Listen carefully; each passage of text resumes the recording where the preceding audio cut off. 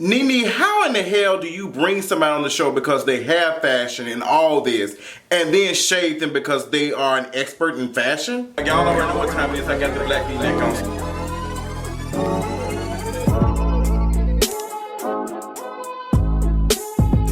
Real Housewives of Atlanta season 11 episode, I don't know, but I do know this. Nene is pressed boots. She is pressed with a capital T because she don't have the fucking capital like Tanya got. Girl, let's go ahead and talk about this Real Housewives of Atlanta episode. So we start off, Portia is trying to hide the fact that she is pregnant and she don't want nobody to go down the wrong road and figure out she's pregnant. Homegirl that went and purchased a bottle of Hennessy and poured it in a pitcher and poured some apple juice and what, Coca-Cola or something, just to make it seem like that she drinking Hennessy. Girl, it's just not making no sense. Honestly, I think that the producers went and told her, pretend like you didn't tell her. I think as soon as Portia found out, she told the girls. I think she probably told Nene. She told a couple of folks, but they wanted to pretend like they didn't because the whole situation of them asking questions just seemed like it came out of nowhere. I mean, if that's y'all play, it's cute, it worked for what it was, but it didn't fool my. Shamari is still pressed to the gods about homegirl shading her about these outfits, girl. Miss Marlo hurt her feelings,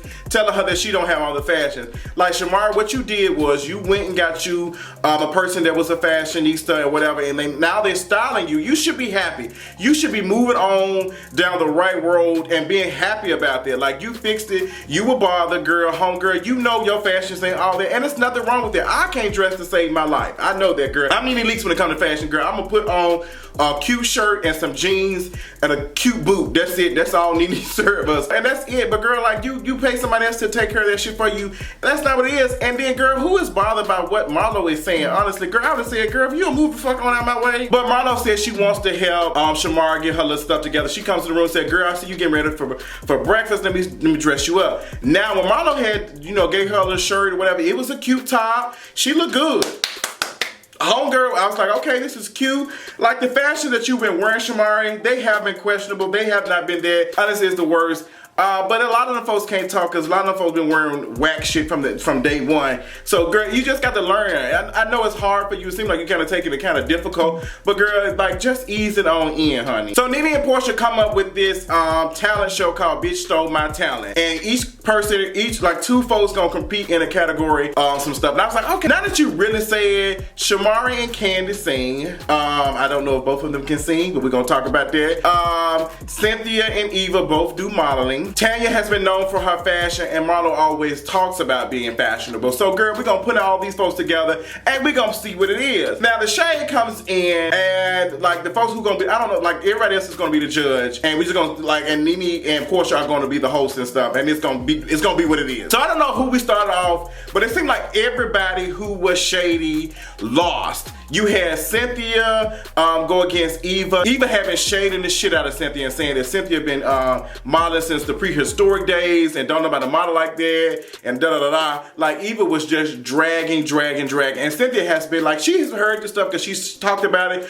on Watch What Happens Live. And Cynthia like, okay girl, like I was with the greats. Like the person that I came up with was like a one who made up a show for you to be on. So girl, no shade, but I'm gonna pass the peach. So Eva did her little 1-2 step. Eva's walk is just not all that. She didn't have a walk. Cynthia got out there and did it. Now, I was a little nervous because I was like, Cynthia, like the last time she tried to do some model stuff, it was looking like very like old school.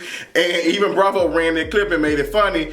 But when she did that walk, it was everything. And Eva lost. And Eva had egg all over her face. I was like, girl, pick your face up. Pick your face up and pass the peach. Go sit your ass down because you was on that shade the shit out of Cynthia.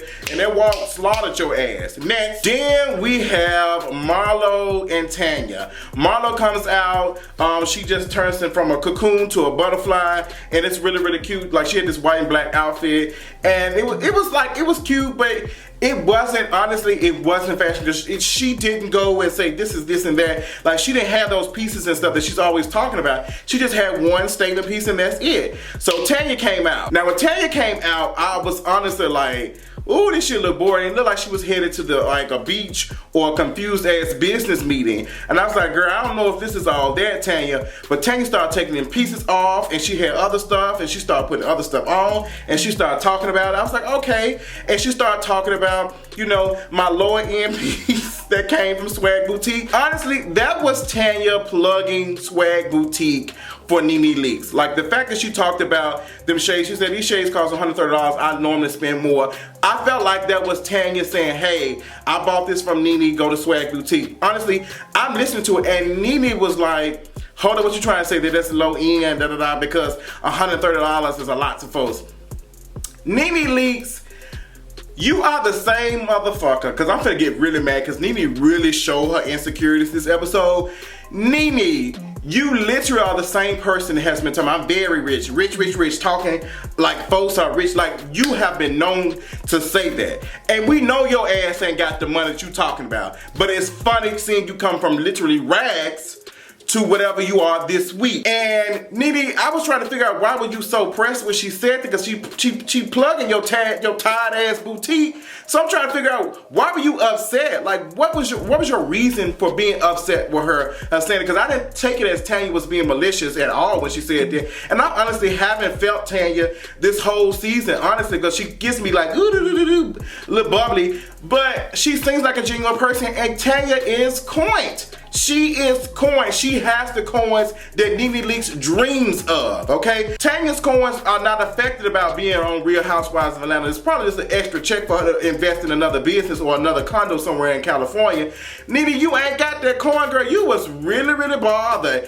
And girl, we gonna drag your ass later on, honey, so stay tuned. So Tanya basically slaughtered the shit out of homegirl Miss Marlo, sent her ass packing, girl. When you don't have to fake it when you making, you actually making it, you ain't got to do too much. So next we get into our favorite singer. I like the singer. Shamari got up there and sung.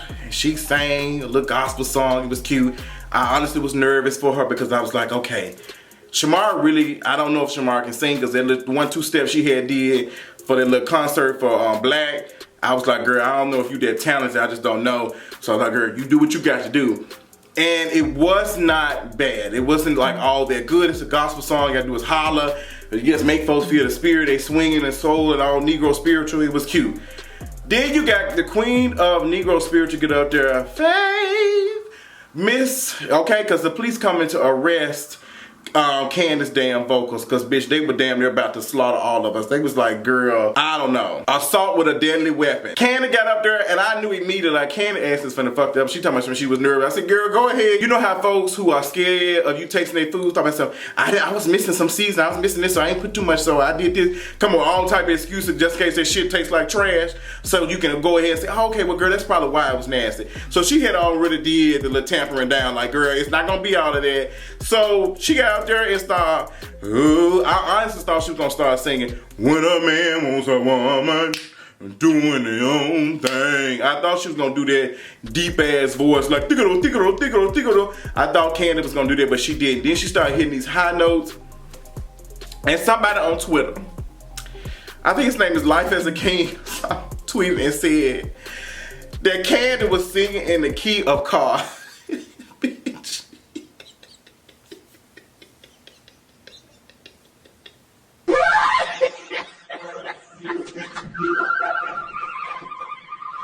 It took me a minute to process it. But if you think about it, the key of car, I was like, that's not a key. Not only is it not a key, he's talking about the fact that Candace's high notes sound like somebody key in a car. That was the most creative read I've ever heard in this year of life. Girl, that was a creative ass read. Kandi, you got up there and sounded a fool, girl. I know that you used to singing them Negro spirituals, but I'ma need you to stick to singing the same shit that you used to. Cause I know them high notes weren't going no damn where. And I think you singing too fast. Girl, listen to me. Girl, I know you probably wrote this song. I don't know if she wrote this song. But you need to stick to the Negro spirituals or whatever. Like, Kandi, we all know you cannot sing, sis. You can. Money, money making Mondays.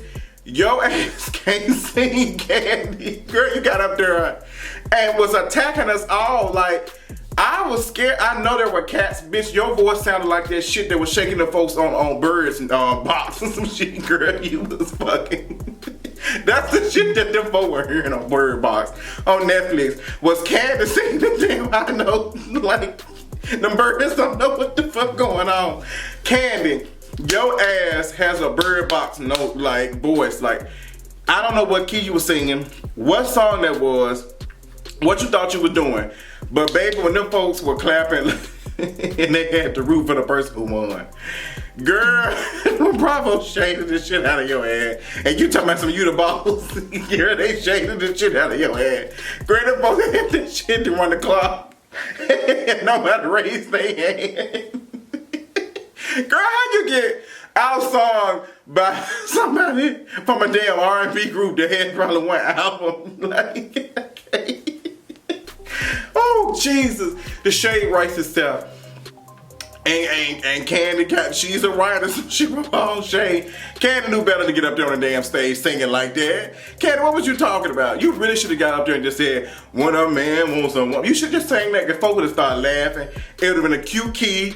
It would have been like you playing, because you not be bothered by these jokes, girl. Like, girl, you frying catfish and chicken and shit at old lady game 2.0. You ain't worried about this. Like, girl, I would have joined in on the shade and moved on by my business. But don't you ever get your ass up on that stage again and sing like that ever again. You disrespected us. Don't you ever do that shit to us on no live TV while we watching it. We got to go to work tomorrow. Tomorrow is Christmas Eve. You sitting here singing sounding like that. What the hell is wrong with you? You need to get some Jesus in your life sitting here singing like that. How dare you do that 2 days before Christmas? Sitting here giving us a lump of cold coming out your damn throat. Get it together. So the ladies decide they finna do some Pilates and get their panties massaged and all that. And while they sitting there, you got Nene, Tanya, and Cynthia, and Marlo. They getting massages and stuff. Nene said, girl, I got massages for y'all since we've been in the house all day. And the conversation comes up about Portia being pregnant. And the people are saying, well, Portia didn't drink and did she had a pickle? I'm glad that our good girl, Miss Eva, came in and said that, child, she from the hood, girl, she eating pickles and shit. What black girl don't eat pickles every once in a while? They like $1. So I'm glad she said that, because I don't think that was all that. And Portia been known to eat something. And Portia been had a little cute stomach and stuff. So I don't know. I honestly think that producers told somebody, probably told Marlo or something, and said, hey girl, stir the pot, bring up the fact that Portia might be pregnant. Like, you ain't heard that from me, like, do that type of shit. And then, you know, they went on and started talking, and the conversation came up, and then Nene said, I'm gonna go investigate. So while Nene investigating, Shamari is starting to marinate in the shade that Marlo has given her throughout the last couple of episodes. She's just like, girl, I'm really trying to see what the tea is. And Kandi just like, well, that's just how Marlo is. Like, Marlo tried me, she tried everybody, that's just what she do. We just leave her alone. Like, girl, we're not bothered by Marlo. Marlo can't, like, none of the stones she's throwing not even reaching my house, because, girl, I stay close to the city. So she's throwing all the way out in Alpharetta, so that shit ain't touching me. So that's the type of shit, that's the type of mindset that they got when it comes to Marlo. But Shamar, like me, once that shit start marinating and I let a bitch get away with something, I'm finna come back with a vengeance. So Nene comes to Portia and say, hey, the girls are talking, are you pregnant? And Portia's like delivery of, you know, possibly being pregnant or whatever, it's kind of like, it didn't seem like it was realistic, like it happened in that moment. I really think that Portia probably told Nene a while back that she was probably pregnant or pregnant. And Portia said she does not want to, you know, do way too much because she had some problems in the past. Totally understandable. I don't blame Portia at all. But Nene really did get excited. So I hope their relationship has gotten better, because it seemed like Nene really wanted to be in Portia's life. The ladies get on the bus. They head to go get drinks. And Miss Shamari, I can already tell she done had a couple of, girl, she was literally in the bus drinking a damn martini. And that shit was clear. Like, she wasn't drinking no bullshit drink. She was drinking probably straight vodka that was chilled. And girl, you could tell she was drunk. She was drunk. They get to the dinner, everybody talking, like a toast is being made. You know, they bring up the fact, Portia, girl, you gonna drink? What's the tea? Like, you ain't got no champagne? And she pours something out that fake Henny thing or whatever. And the shade continues on. Portia to my son, I love the shade, y'all. I'm loving the shade. It's fun as hell. She sits down. Then Shamar started throwing these little quick jabs to myself. You know, I went to Tanya's room and she dressed me. I got this purse from her because she's the queen of fashion. I'm all like, okay, you know, girl, honestly, anybody can dress you better than what you've been doing. Shamar was like, oh, bitch. And then Marlo was like, girl, did you just call me a bitch? She said, yes, bitch. And then they just popping off. Marlo like, girl, come here, bitch, again. She said, bitch. And then she said, girl, your mama, bitch. Like at that point when Marlo said, your mama, bitch, I said, yeah, it's finna go somewhere. And it did go somewhere. Like they were throwing shots. But Shamari did not back down. She was like, girl, you talking about some, you the queen of fashion, but homegirl, she got it. But Marlo said, well, sis, I'm not bothered by that. Like I'm still the queen of fashion. Everybody knows me. And Tanya hops in to try to clean it up a little bit. She says, well, you know, it doesn't really matter about like fashions. I think she was in a response to Nene. Nene said that, you know, honestly, if people want to dress how they want to dress, let them live. I hate when people do that indirect bullshit. The person who is shading and causing the most confusion about folks who can't dress is Marlo. Direct that shit to her. Like, we ain't in no goddamn military. This ain't no classroom. Like, this ain't no, like, talk to your friend offline or something. You ain't got to do it in front of us, but don't be trying to make it seem like that we all did that shit, because I don't want to hear that bullshit. Tell your friend that she needs to stop shading folks who can't dress, and we can move on down the road. Tanya interjects and says, well, honestly, it's not really about labels. Like, I can do a lot with a little and a lot with nothing. Like, she was saying, like, I can do a lot, and that's just what it is. Like, she said, I came in, and I felt like people were automatically saying that, you know, I was fashionista and all that. And I really honestly I honestly wanted Bravo to run the clip of Nene talking about how fashionable Tanya is. And Nene felt offended by that. Nene felt offended, still back on them shade situation, talking about something that was lower end or something.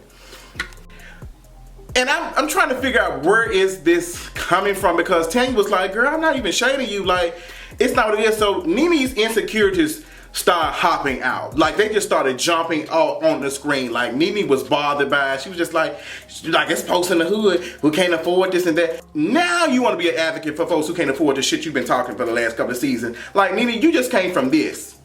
Like, don't forget where you came from. Like, Nene, girl, as a matter of fact, I'm gonna need you, like, I'm gonna talk to Nene that was dark skinned. Let me tell you something, Nene. You've been pooching around on Real Housewives of Atlanta with this mentality that you got all the coin, you got all of this and that, and everybody broke, and you out here getting jobs and stuff. I'm trying to understand how we get from talking from fashions to you have a whole business or something. Girl, you got a damn storefront that sells basic ass, cancerous ass material from China that you hike up probably 80%. Girl, I'm so tired of y'all buying these damn boutiques and not even owning the damn boutique. Y'all rent these damn boutiques for fucking $1,500 a month and sitting here charging folks $100 for a shirt you paid $10 for and you got in a box. Y'all need to cut this shit out. Now, it's no different than these other fucking people who do this shit, but y'all be acting like y'all out here got chains in every damn mall, honestly. Honestly, if you was a real business, bitch, you'll be slinging them shits outside on the goddamn net. Honestly, because ain't nobody going to the store. You literally have to put shit up on your Instagram to get folks to go in. People ain't going in there because you got all the latest trends and shit. They going in there because they want to meet your ass, and you ain't probably there. We literally met Tanya through your ass because she came in your whack ass store. Like, Nene, I don't know what this big head shit you doing, but girl, you really showed your ass today. Like, you really showed your ass. They dragged your ass on Twitter, rightfully so, because you really had the audacity to make it seem like that you ain't been talking down on folks who ain't got no damn money. That's your whole aura is there. Now there's somebody who is coin, because Tanya is coin. You said, well, I expected her closet to be bigger. Her closet was decorated. Let me tell you, she had outfits, she had clothes. Girl, all you got in your damn closet is blue jeans and a couple of white shirts and a couple of shirts with some sayings on it. Like, Nene, we not coming to you for fashion. You not killing it in the fashion game. Like, girl, your fashion, like, we can pull up 3 pictures and I guarantee you probably got on the same goddamn ensemble. Like, girl, if you don't get your ass and sit the hell down somewhere. Tanya's outfit, even she had on that night while y'all was sitting at the dinner table, was a grown woman outfit headed to dinner. That shit that you had on, a damn black bra and a goddamn skirt, girl, you like you supposed to be fucking passing out movie theater tickets. Like, girl, sit your ass down. Like, Nene, you really carried today. You really carried, Nene. That shit was not cute, girl. You need to bring your ass back. Okay? Bring your ass back. Give us back Miss Dark-skinned Nene with the big nose and the motherfucking chipped tooth. That's the Nene that we want, because this right here you giving us, it's not the work of the Lord. Your whole aura is just like, you rich, and that was you, what you gave us. Now that somebody actually has the coin and not doing it, you feel inferior and insecure and intimidated. Girl, I need you to take these I statements and get your shit together. But other than that, this episode of Real Housewives of Atlanta was good. Like, I like the games and stuff, all the shady stuff, Shamari and Marlo, even funny. But that whole situation with Nene and being jealous of Tanya, that shit ain't cute. Honestly, Bravo, y'all got something on y'all hands with Tanya. Tanya can liven up a little bit. She needs to get it together. But honestly, I'm rooting for Tanya because Tanya is shaking Nene ass up, and I'm living for it. Like, Tanya is what Sheree wanted to be. Catch those teas. Honestly, the next episode of Real Housewives of Atlanta looks like it's gonna be boring as hell. I am interested in seeing what's going on with Cynthia's daughter, Noelle. Like, she probably didn't get into Howard or whatever.